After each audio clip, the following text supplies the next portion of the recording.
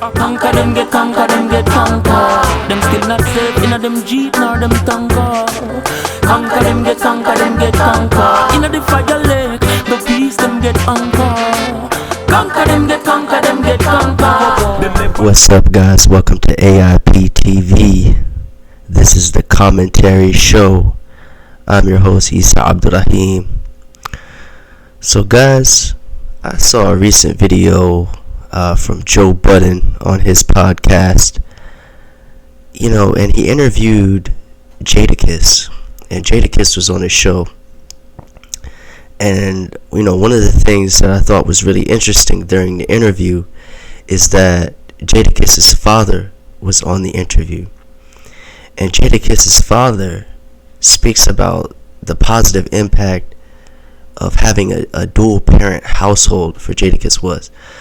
So guys, I just want to play, I'm not going to play the video because I want to avoid any sort of copyright, strikes or anything like that. But I'm just going to play the audio and have a reaction to it. So let's get into it, guys.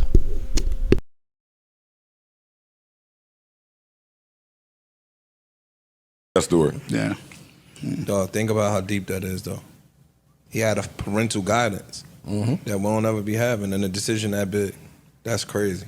Well, to that point, since he became a father, he just came to appreciate growing up in a two-parent household. Actually, it was a label that he didn't really want to talk about because it wasn't street. And he didn't tell you he went to private school, and we had... No, that wasn't that nigga that started something. I didn't hear it in there. I don't know.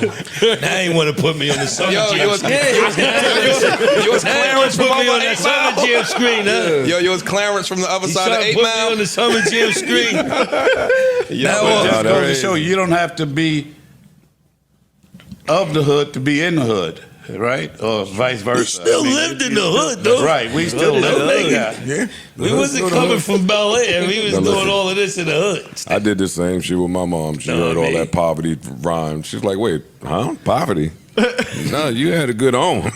Don't get out there lying. But So there you guys, you heard the audio. It's very interesting. Jadakiss, who definitely, I remember Jadakiss, growing up, early 2000s, the hip hop scene and everything. Jadakiss, he put out a different image, like I'm trying to remember some lyrics. I can't remember any right now, but definitely songs like "I'm from New York" or other songs of Jadakiss that we remember of the past. There was a different image put out there, of a gangster, of a thug, someone who grew up in poverty, struggle, all of this, and there's a lot of rappers that lie. I'm not going to necessarily call it lying per se, but they put out an image, for the sake of selling records, and guys, you got to, definitely recognize this. I know a lot of you recognize this, but, we have to be aware of this, it's basically pushing an ideology and a propaganda at the expense of people's lives, really. So, anyway, I want to play some other videos, give some background, some context, because the whole purpose of why I like to do this is I like to get you guys to think about what's going on, get to think deeply about these issues. I'm not an expert, but at least I like to play videos of experts and get some background on this issue and get a discussion going. So guys, definitely drop some comments down below. I want to get what you guys have to say. So let's go to some other videos.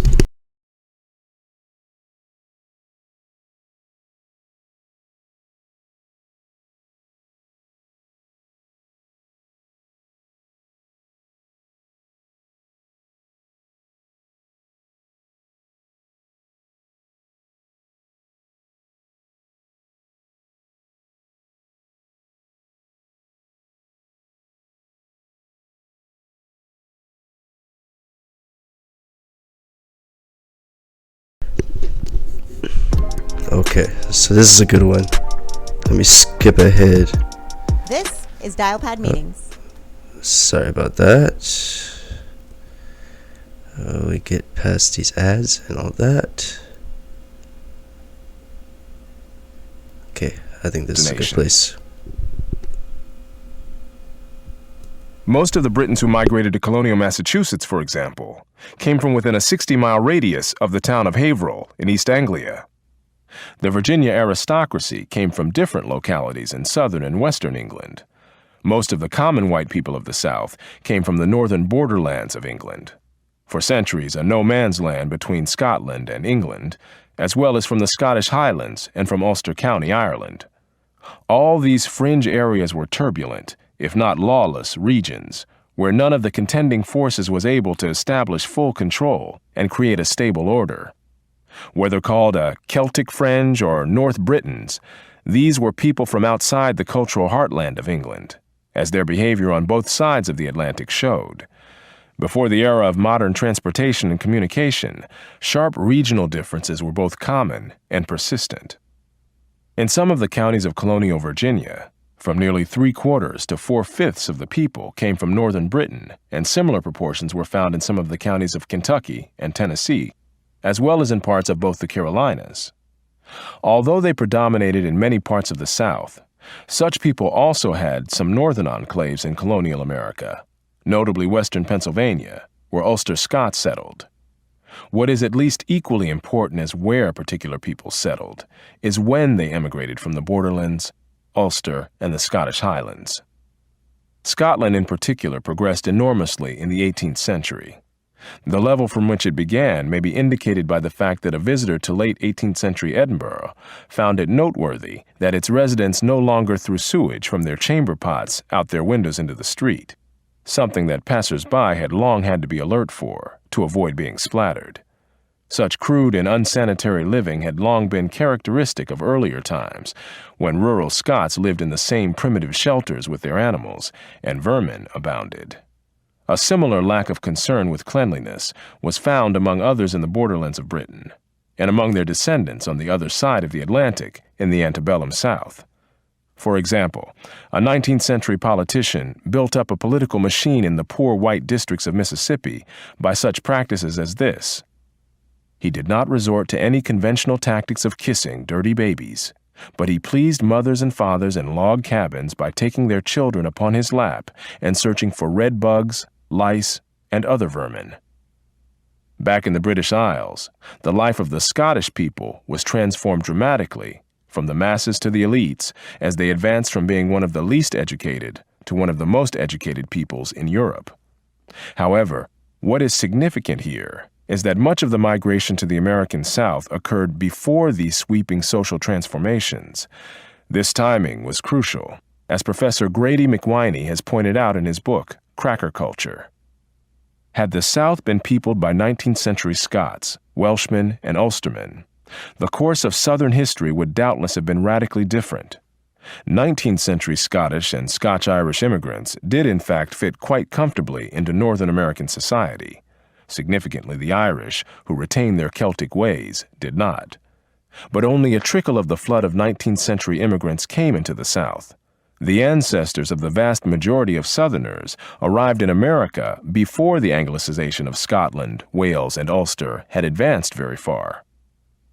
In earlier centuries, Scotland was a poor and backward country, like Wales and Ireland, and like the turbulent northern borderlands of England, where the Scots and the English fought wars and committed atrocities against each other for centuries. Local feuding clans and freebooting marauders kept this region in an uproar, even when there were no military hostilities between the English and Scottish kingdoms. Ulster County had a different kind of turbulence, as the English and Scottish settlers there encountered the hostility and terrorist activities of the conquered, dispossessed, and embittered indigenous Irish population. These were the parts of Britain from which most people migrated to the American South, before the political and cultural unification of the British Isles or the standardization of the English language. The rednecks of these regions were what one social historian has called some of the most disorderly inhabitants of a deeply disordered land. In this world of impotent laws, daily dangers, and lives that could be snuffed out at any moment, the snatching at whatever fleeting pleasures presented themselves was at least understandable. Certainly prudence and long-range planning of one's life had no such payoff in this chaotic world as in more settled and orderly societies under the protection of effective laws. Books, businesses, technology, and science were not the kinds of things likely to be promoted or admired in the world of the rednecks and crackers. Manliness, and the forceful projection of that manliness to others, and advertising of one's willingness to fight and even to put one's life on the line, were at least plausible means of gaining whatever measure of security was possible in a lawless region and a violent time. So guys, I wanted to play that at least to start to, as a starting point to give us some background. So that's Thomas Sowell's position. Thomas Sowell is a PhD. He's a professor. I think now he's a fellow or something at a think tank. I'm not saying I agree with all his ideas, but this is at least an idea to consider and to think about. I think it's very interesting, and I kind of wanted to use this as a starting point to think, okay, where do these behaviors come from? What I just showed in the previous video, with Jadakiss. We know what image he was putting out there. We remember him as a rapper. Okay, but in fact, he came from a good home, and so why is that something that's popular among black people today? It's something we have to think about, and I kind of wanted to use this as an origin to see this as a starting point, which basically breaks down that the culture of the people from places like Ulster County in Ireland, or in Scotland, or places like Scotland, I think the Borderlands or something they were mentioning, or he was mentioning, kind of had a lawless lifestyle as a result of the type of, situation they had in history. So they, lived by a code of lawlessness and, showing great displays of manliness and not caring about education or starting business or, living, the typical productive life, So,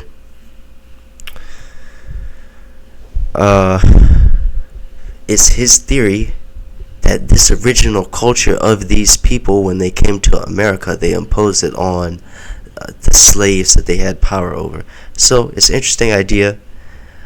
I think it's something to consider. It's definitely an interesting idea to consider, especially since the original cultures of African people were broken down. So I don't know everything on this, but at least this is a great starting point, I believe, on this. So let's go to another video of Farrakhan giving a further position of the breakdown of culture and what that has done to a people. So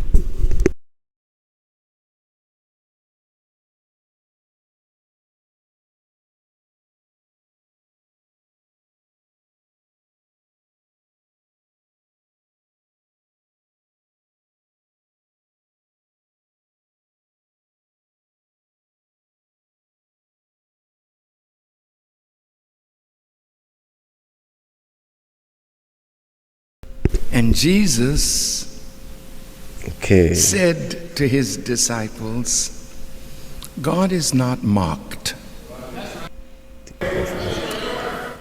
Times have, they haven't. So what they did to us in the past, is there a price that the present generation may have to pay for what was done in the past? Now wait. You may say, oh my God, no, these people didn't do it. And white folk will tell you quick, we didn't do nothing to your people. We didn't have you all in slavery, nigger.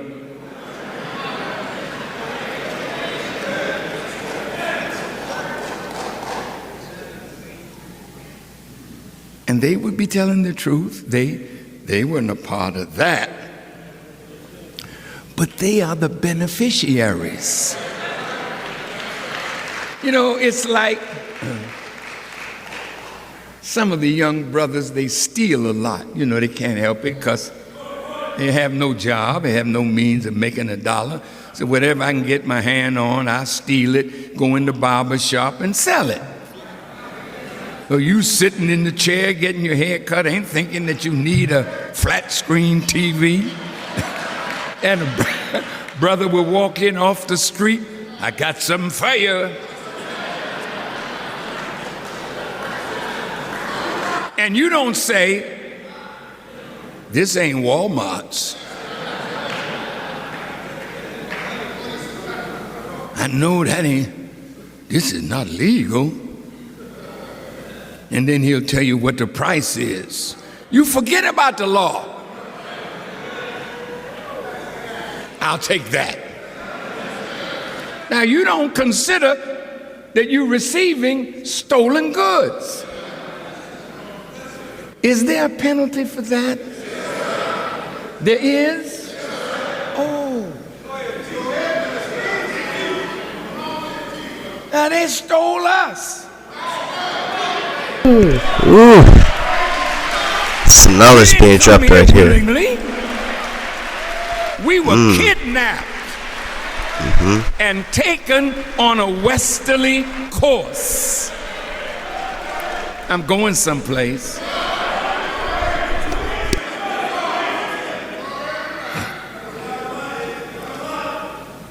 Say, well, slave making was a part of it. Slave taking was a part of it. And when you made a slave, you did something to that human being that they would perpetually be in a state of servitude. You take away their name, their language, their culture, their religion, their history, their God, their religion, their country. You wipe that out as though it has no meaning to a people. Then you impose on them your language, your culture, a value system that they have for themselves does not value our lives. Guys, so those were some very powerful words from Minister Farrakhan. I try to clip these things into somewhat short segments so we can tease the important ideas out. So guys, bear with me.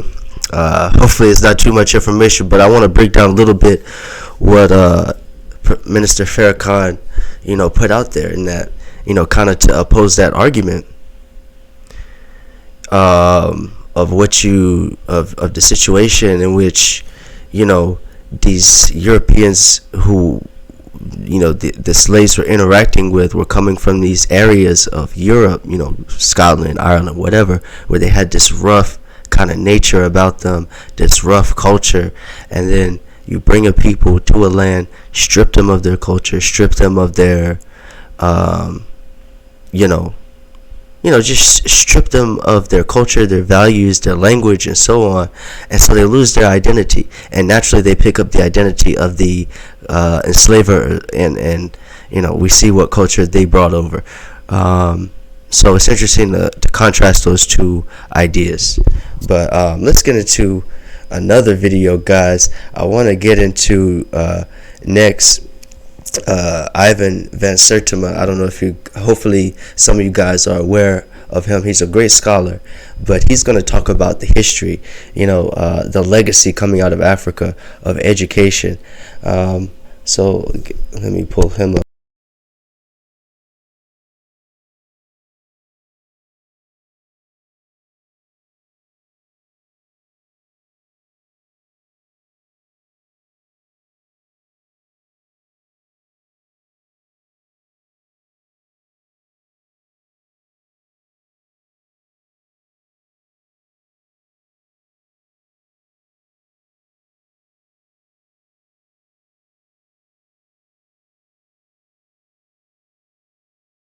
as a scholar and professor of black studies, you've described an ancient Africa that is very rich in its heritage and its civilization, its use of science, agriculture.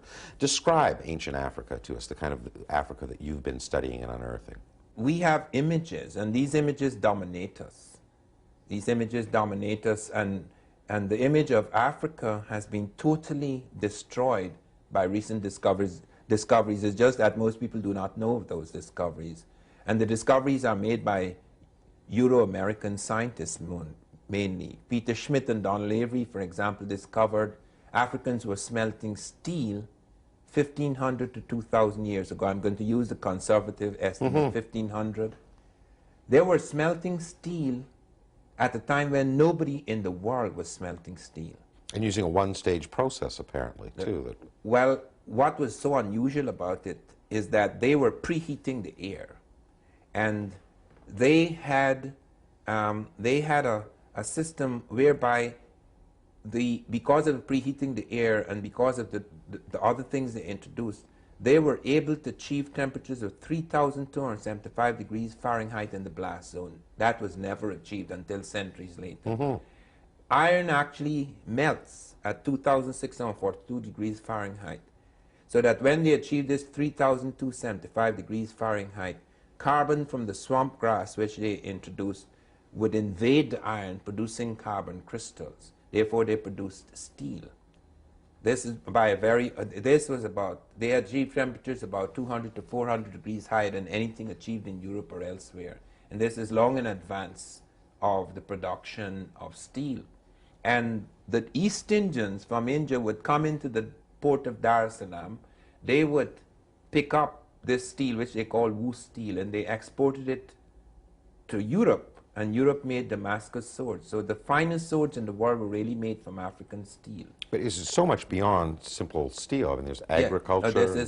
And you have also breakthroughs and a whole range of other things. We find an astronomical observatory 300 years before Christ in northwest Kenya, a place called Namortunga, where we found Africans 300 years before Christ had built an observatory, and they had aligned their stones to a range of stars and constellations, on the basis of which they had built one of the most accurate of prehistoric calendars. We find breakthroughs in agriculture. We find, for example, apart from the breakthroughs in agriculture, we find that they had mastered about 1,000 medicinal uses of plants.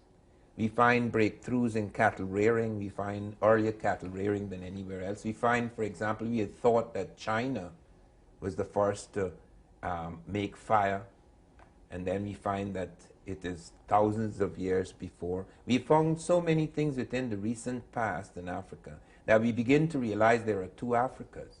Africa before and Africa after the Holocaust. And when I speak of the Holocaust, I'm speaking of the slave trade. Right. A lot of people did not realize that why we got this idea about people in the jungle is that the only way to escape slavery was to run into the jungle. I mean, in Mali, for example, we found postal networks, we found very sophisticated developments, but people ran into the jungle to escape slavery. We found an extraordinary people called the Dogon, who ran into the mountains. And they were studied by Marcel Griol and Germaine Dietelin. And they, for example, they knew about the atom. They said everything is made up of invisible spinning particles. They knew of the exploding universe, the Big Bang. For example, they said the stars are running away from us. And we thought at first that was poetry until we realized what they were talking about. Because the stars are moving away from us, because we are still expanding, the universe is still expanding. So that's Ivan Van Sertima, guys, just laying out some, discoveries and advancements that happened in ancient Africa, especially the time he listed as pre-Holocaust, pre the Atlantic slave trade, which, definitely decimated the continent, took millions of people. I think highest estimates I remember hearing or reading, 60 million. I think those are some of the highest estimates. I know the conservative estimate, I believe, is around 7 million or something like that, 7 to 10 million, but highest estimate 60 million. So, something that was completely devastating for a continent. But what he mentioned was the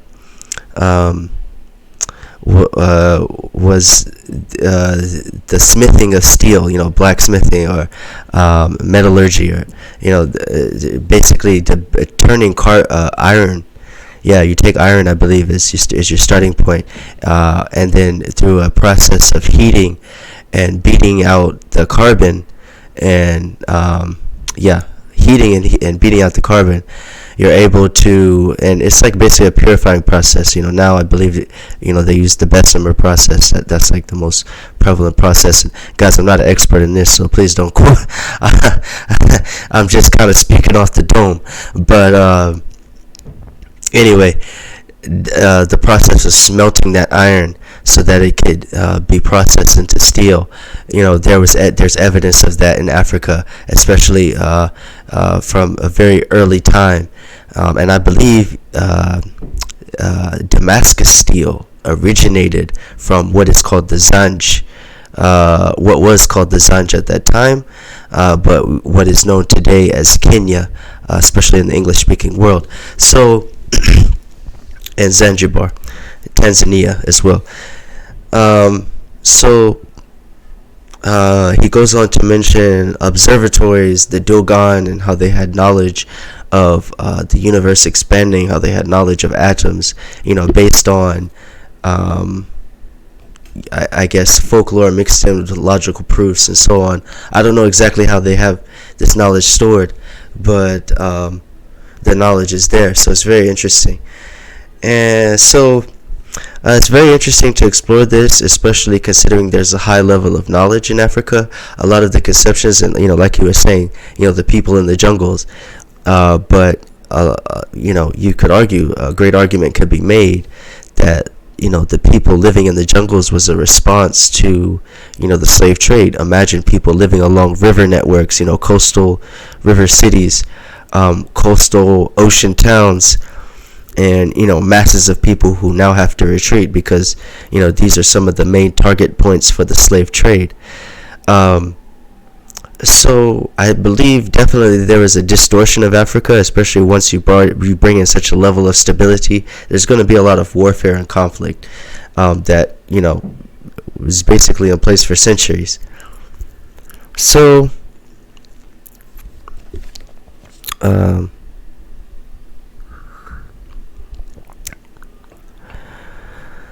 So I think the most it's important to explore that past history of knowledge and civilization in Africa and see where it sprouted up, and and to fully explore that information. So the next I want to get into is Sankore University. Sankore University is one of the oldest universities in the world. It was a contemporary, and I believe it was started before, and the video will get into more of these details. I believe it was started before universities like Cambridge and Oxford and so on, but certainly a contemporary of those existed around the same time period, and was an elite university in the world. Individuals traveling from around the world just to attend this university, a very rigorous curriculum. So let's get into that video, guys, exploring Sankore University and the legacy and the history of education and scholarship in the continent of Africa.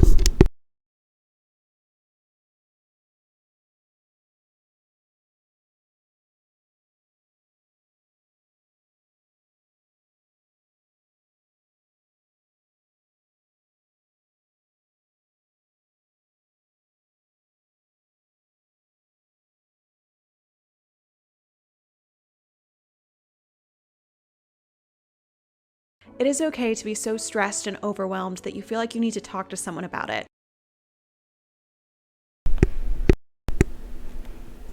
Alright, let's get into this video, guys. Legacy of scholarship and education in the Islamic world and the Islamic Golden Age. We pride ourselves on symbols of scholarship and the legacy of education within our community, such as the Qarawin University in Morocco or Al-Azhar University in Egypt, which are considered to be the oldest universities in the world. However, another famous university that was established by Muslims but is rarely spoken about was the Sankore University that was founded in the masjid built by Mansa Musa in 1327 in West Africa. This university, which started off as an Islamic school or madrasa inside the masjid, went on to become one of the largest universities in the world at the time, hosting in its height 25,000 students and a library of 700,000 manuscripts, making it the largest library in Africa since the Library of Alexandria. The curriculum consisted not just of Islamic subjects, but science, mathematics, philosophy, astronomy, and even the occult sciences and medicine.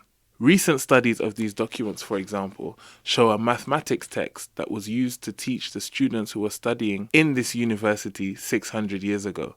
And when this text was translated from Arabic into French and sent to Sorbonne University in Paris, they confirmed that the level of mathematics being taught 600 years ago at this university was equivalent to the second year of their mathematics degree program, which is one of the hardest to get into in France and in the Western world. Aside from this, literary criticisms of ancient Greek philosophy, detailed medical textbooks explaining how to conduct eye cataract removal operations, and thousands of verses of poetry translated and commented on not just in Arabic, but in local West African languages using the tradition of Ajami script, which is writing West African languages with the Arabic script, were all found amongst the thousands and thousands of manuscripts here from this university. There was even a story of a scholar from the Hijaz who traveled to Mali in order to be able to teach in the university and was told he needed to take 10 years of prerequisite courses in the Qarawiyyin University in Morocco before he could be admitted into Sankore as a student. So when speaking about the centers of learning in the Muslim world, such as the House of Wisdom and Al-Azhar and Qarawiyyin and Zaytuna, we shouldn't also forget Sankore University and many of the other institutes of higher learning that existed at the same.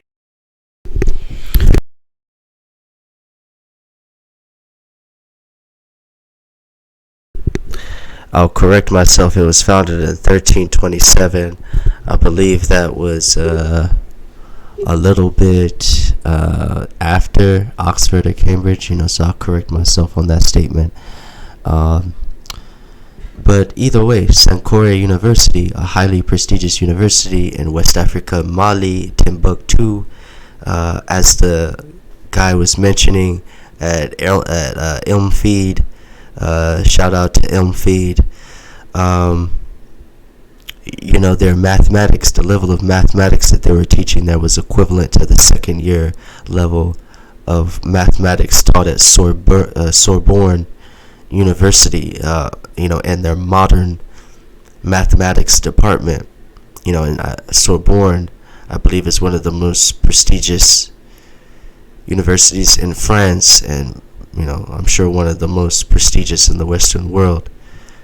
So that's quite amazing. Also, courses in astronomy and many other areas. So it's very interesting. I believe you said mathematics, astronomy, in Islam and in other areas. So a lot of different areas. And so this was an elite university, a library with over 700,000 manuscripts, the largest library in Africa. And the Library of Alexandria didn't exist at that time, mind you guys. So this was the largest library in Africa. So it's interesting to explore that history of scholarship and learning in West Africa, particularly in the civilization of Mali. There's other examples also in other areas throughout West Africa, also East Africa, so it's worth exploring that history and also North Africa as well. So it's worth exploring that history, exploring the entire history of Africa and its different peoples throughout its a very long span of time. It's a very long, complicated history, and of course the birth of humanity happened there.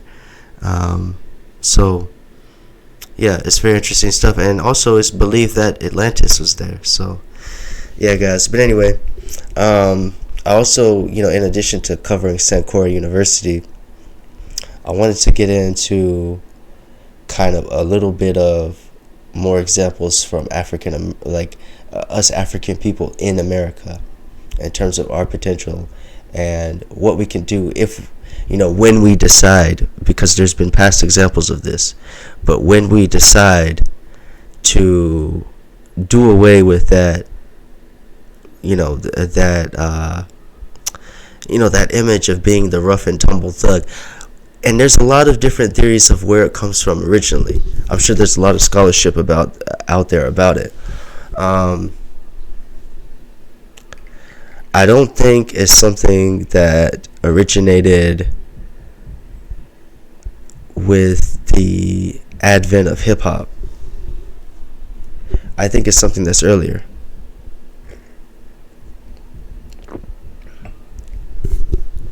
I think it's earlier than hip hop. I think there was a strain of it that was always there in the community. And it's worth exploring the origins. I think when you watch the short portion of the video, and that's a longer video from Thomas Sowell, by the way, it's an hour. So if you really want to explore that idea, it's worth watching the whole hour. But there's other scholars, I'm sure, that discuss this. There's other books on this, and I'd be interested in having a video on this. So if you guys, if there's any scholars in the audience, you're interested in doing an interview, let me know. But this is a very deep topic. Where did this come from? But when you look at what's on the opposite, okay, where did we get those beliefs and that culture from? But when you look at the opposite, the examples of the opposite, such as Paul Robeson, okay, such as Bobby Seale or Huey P. Newton, it's very interesting, and it's very interesting the power and potential that we have. So let me just show you guys a little bit of this.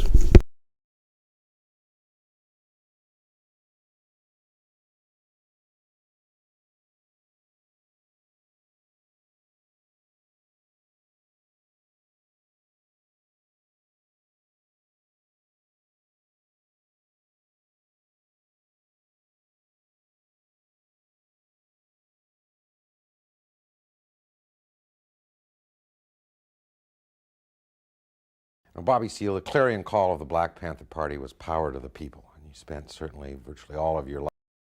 Demonstrators. Mm-hmm. Remember, Huey was in Knight Law School, and the constant reference, as Huey used to say, every time they jump on the peaceful demonstrators, they're violating the First Amendment of the Constitution, because it clearly states that all of them have a right to peacefully redress and peacefully assemble, and they only peacefully assemble. Now Bull Corner and the racists are jumping on them, therefore they're violating their constitutional rights, they're violating the law of the land. This was Huey Newton. So when we came along looking at this for several years, we started, he says, oh, we're going to stand for self-defense. If you attack us, we'll shoot back. Mm-hmm. But we did it by law. We were so damn legal when we went out to patrol the police and observe the police with illegal guns. We knew all the laws on that. It blew the cops' mind. The fact that we knew all our civil rights laws. And in the fact, I guess, carrying an unconcealed weapon was completely lawful. Loaded, unconcealed. Remember, I was in the military, so the youth was trained. I had Albert Howard, big man Albert Howard. He helped me because he was in the military, so we were trained with the weapons. All these particulars we trained them before we went to the patrol. It blows the cops' minds that Huey could articulate these points of law. He could pull out some Supreme Court ruling particular related to the such and such amendment, this is due process law in the 14th Amendment of the Constitution of the United States, therefore you cannot touch my private property, therefore move back, do not, and the black people in the community saying, damn, what kind of mess is this? They never seen it. So their imagination was being captured. Little did we realize the policeman's imagination was being captured. Little did we realize the whole nation's imagination was being captured. Little did we realize when I took the delegation to Sacramento, armed delegation in the California State Legislature, when they're trying to make this law against us carrying loaded weapons in city limits, it captured the imagination of the whole world. We didn't know this was going to happen. Did it capture it, though, to the detriment? So, okay, there's a lot of great points that were said there, but first I want to bring all of this back to Jadakiss. What does this have to do with Jadakiss? Okay. Why do we love the thug image so much? Why is the thug image so pervasive? I mean, it's so pervasive to a point where a man felt that he had to lie and take on a persona just to sell records. You know, and not just, I mean, I get it if you're altering your persona a bit, you know, you're putting on some new wigs, or you're putting on some, you know, new clothes or costumes or what have you, but to literally alter your life story, alter your background, you know, sort of foundational things about yourself, or deny or hide foundational things about yourself just to sell records, you know, it's very interesting. But the street image is so pervasive, this being tough, being a thug, being, you know, whereas there needs to be space, you know, to let in the brother that's smart, who's a nerd, you know what I mean, or to let in the brother who's artistic, you know what I mean. He doesn't have to be a thug, you know, he's just straight artistic, you know what I mean, all that. You know, we need to have space to bring that in. But it's interesting to at least, you know, we start with that base question: why is there a fascination with this image? Why was that the case with Jade? Why is that video even shocking? Or why is it eye-opening, or what have you? Yeah, you know, I think it's because it's kind of shocking that a man has to lie about literally his life history, or hide his life history just to sell records. He can't be himself. You know what I mean? He can't express himself in a way that's genuine and unique to him.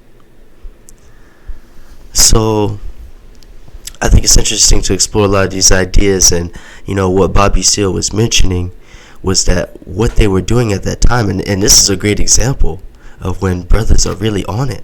You know, he was talking about Huey P. Newton, and, you know, when they're jumping on the peaceful demonstrators, and he's citing law and things to these police officers. You know what I mean? He's citing law to these police officers and getting, you know, saying, helping brothers who are really in distress. And the Black Panther Party, for those who don't know the complete history, they went on to found the free breakfast program. They went on to to start many community programs, you know, throughout the country. And the free breakfast program was actually the pilot, or became the pilot, for the free breakfast program that they have throughout the nation today. That came from the Black Panther Party. Yeah, to provide free breakfast to poor, and it was power to the people. It wasn't about race, okay? It was all power to all people. So it's more concerned with the economic exploitation of people, but it was recognizing the history of slavery and racism in the country. So he was mentioning it captured their imagination, not just, you know, what they were doing in terms of confronting the police and citing law. That captured the local neighborhood and got more recruits. But when they finally took that group of Black Panthers with guns to the California state legislature, that really captured the nation's imagination. Man, what are these guys capable of? Can you imagine if they unify, if they get together, if they have solidarity, they start talking about Africa? So I don't know. I'm not saying this is absolutely the case, but it's very interesting. And I believe when you hear people talk about hip-hop in the early days, and I would love to have a show about it, getting more into this, that it was more about, you know, just having fun, going back to Africa, you know, positive messages, basically. And then it became focused on this thug narrative. So, guys, I don't know, ultimately. But I think it's good to explore these ideas, try to get at the root of these problems, the root of where these things originate, where they come from. And also it's good to explore your history, you know, and your heritage and where you come from. It's good to know these things. And it's good to know that Africa has a legacy of knowledge. It has a legacy of education. And if you really think throughout history, was one of the more advanced continents, or produced some of the most advanced civilizations in history. You know, Egypt is one example. The civilization of Aksum is one example. The civilization of Mali, which has Sankore University, another example. The civilization of the Senegambia. And there's many other examples. Even it's, like I said, it's believed that Atlantis was there. The civilization of Carthage.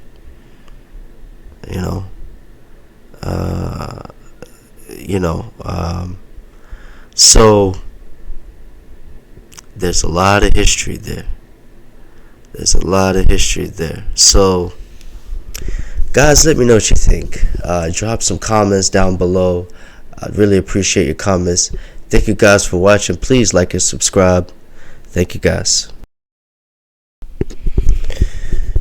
Guys, before I sign off, I just want to leave you with a purpose for this video, because I believe when you're given knowledge, there has to be a purpose behind it.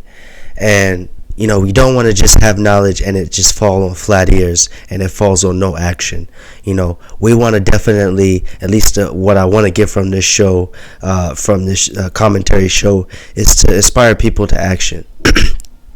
And one of the things I think is important is, and I'm not trying to browbeat, I'm not trying to browbeat you guys, the audience, with my with all this knowledge, and we've heard this knowledge before in one form or another, and maybe not all of us are aware. And of course, I want to spread that awareness.